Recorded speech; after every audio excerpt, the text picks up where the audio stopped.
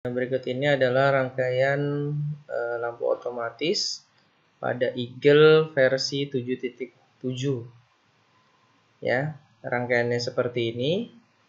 Bagaimana cara kita membuat skema dari layout rangkaiannya ya. Caranya kita tinggal klik icon namanya switch to board. Nah, di sini ada pilihan apakah kamu ingin membuat dari skematiknya, kita pilih yes. Nah, nanti akan tertampil lembar kerja baru yang di belakangnya itu diberi nama .brd atau board. Nah, ini adalah lembar kerjanya. Langkah pertama yaitu kita setting dulu ukuran PCB-nya. Nah, caranya kita klik grid yang ada di sini, ikonnya kotak-kotak. Nah, di sini displaynya kita klik on agar dia aktif. Kemudian di sini line aja. Untuk memudahkan kita, di sini satuannya milimeter. Nah, 1 cm ke milimeter itu nilainya 10. Ya, kita klik OK. Nah, nanti di sini tertampil seperti garis bantu, ya, transparan, kotak-kotak yang satu kotaknya ini nilainya 1 cm atau 10 mili. Nah, kita tinggal menentukan mau berapa ukurannya. Oke, kita pengen 5 cm, berarti hitungannya berapa kotak? 5 kotak. 1, 2, 3, 4, 5. Maka di sini kita buat yaitu 5 kotak. 5 kali 5 ya. Nah, 1, 2, 3, 4, 5. Nah, untuk memastikan apakah benar 5 cm atau tidak, di sini kalian tinggal klik namanya dimension. Ya, kalian klik garisnya, nanti di sini keluar ya 50 mili atau satuannya itu 5 cm. Ya.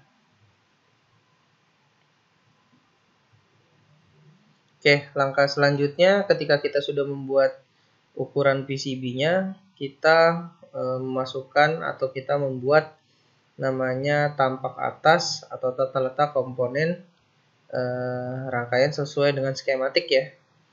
Nah, di sini kita ubah dulu ya ukuran gridnya ya, jadi ukuran kotaknya. Karena kalau tidak dirubah, komponen ini tidak leluasa pada saat kita menempatkan komponennya pada PCB atau kotak yang sudah kita buat ya 5 kali 5. Jadi agak sulit.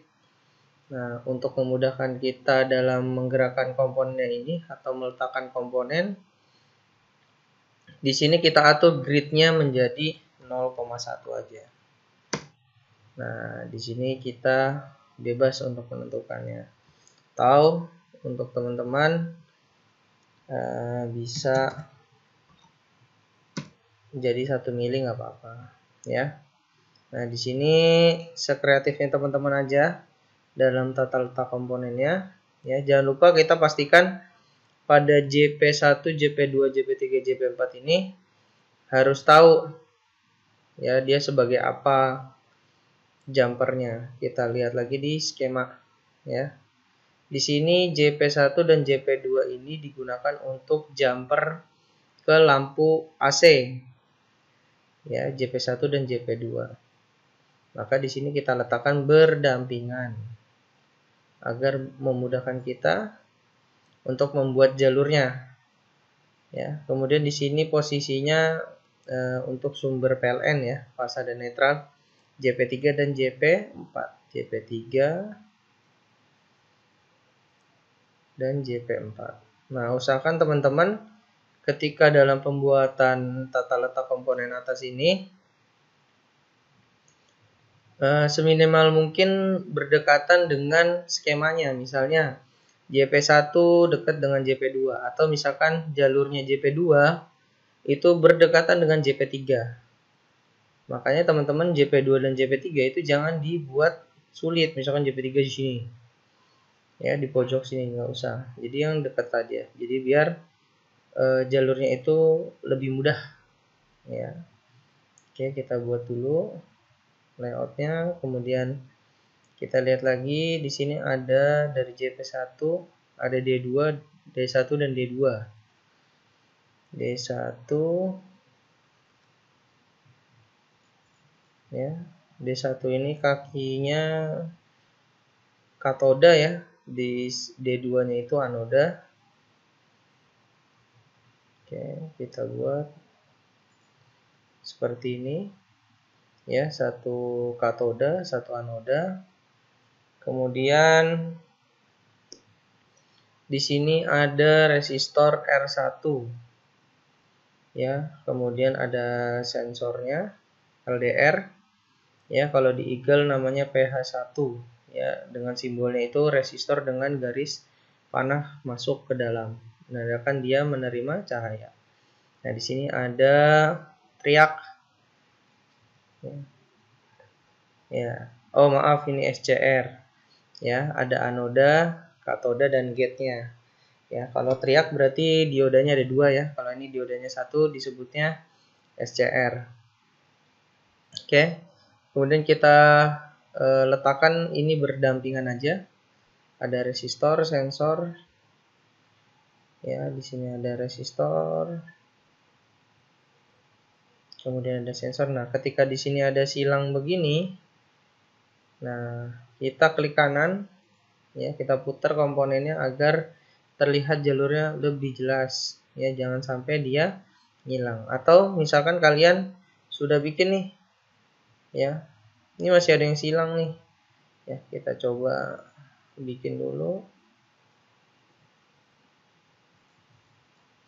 Ya, teman-teman putar aja agar komponennya lebih mudah terlihat.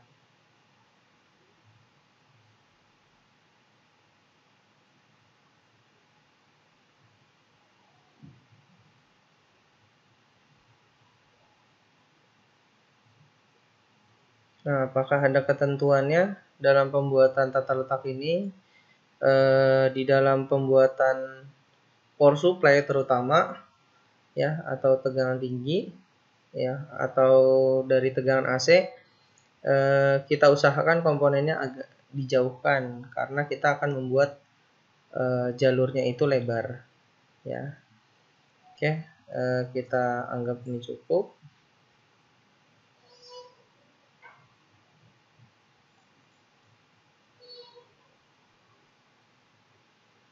Nah, ini silang ya, kita taruh di dekat sini saja.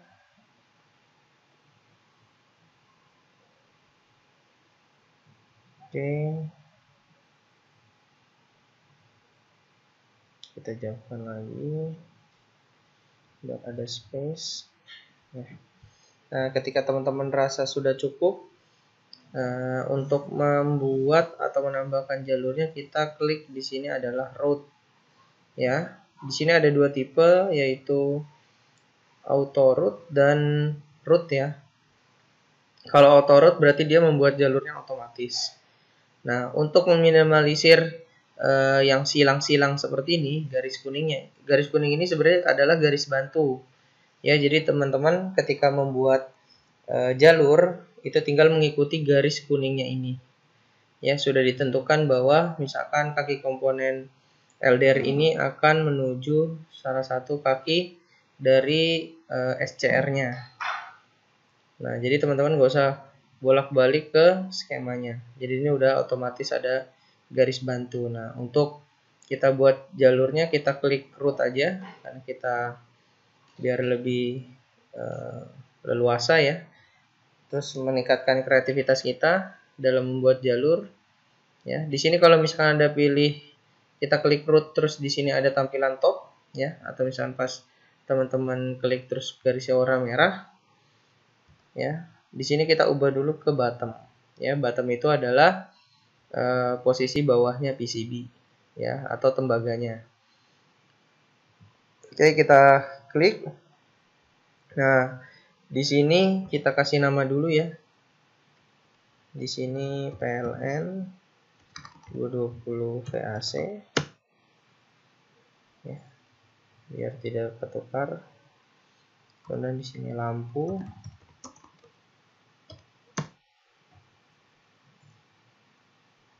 Nah, Oke, kemudian kita klik root, ya, kita klik garisnya. Untuk merubah model dari garisnya kita tinggal klik kanan, ya. Ketika jalurnya ini terasa kecil, ya, karena ini power supply, ya, atau jalur dari tegangan AC, maka kita pastikan lebar jalurnya itu diperbesar, ya. Oke. Ya, tinggal mengikuti dari garisnya. Ya, sini sudah ada garis bantunya. Ya, jadi kita lebih mudah.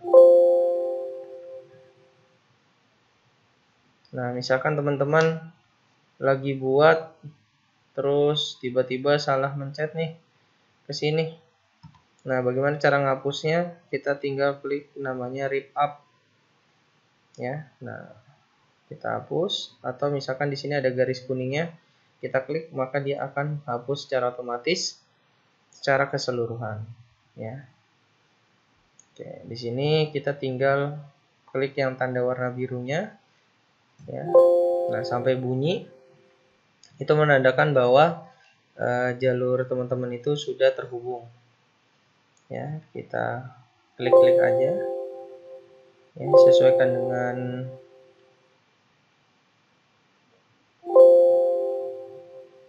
garisnya, ya. Jika teman-teman ngeklik salah satu pad, ya, kemudian di sini ada warna hijau terang. Nah, itu menandakan bahwa jalur kalian itu harus terhubung dengan warna yang terang tadi, ya. Kemudian ini masuk ke sini. Nah, untuk di bawah komponen ini boleh, ya, karena ini adalah jalur atau tampak bawah. Jadi untuk komponen ini dianggap adalah tampak atasnya. Jadi teman-teman boleh ngelewatin di bawah kaki komponen ini, ya, tidak masalah. Kemudian kita buat lagi.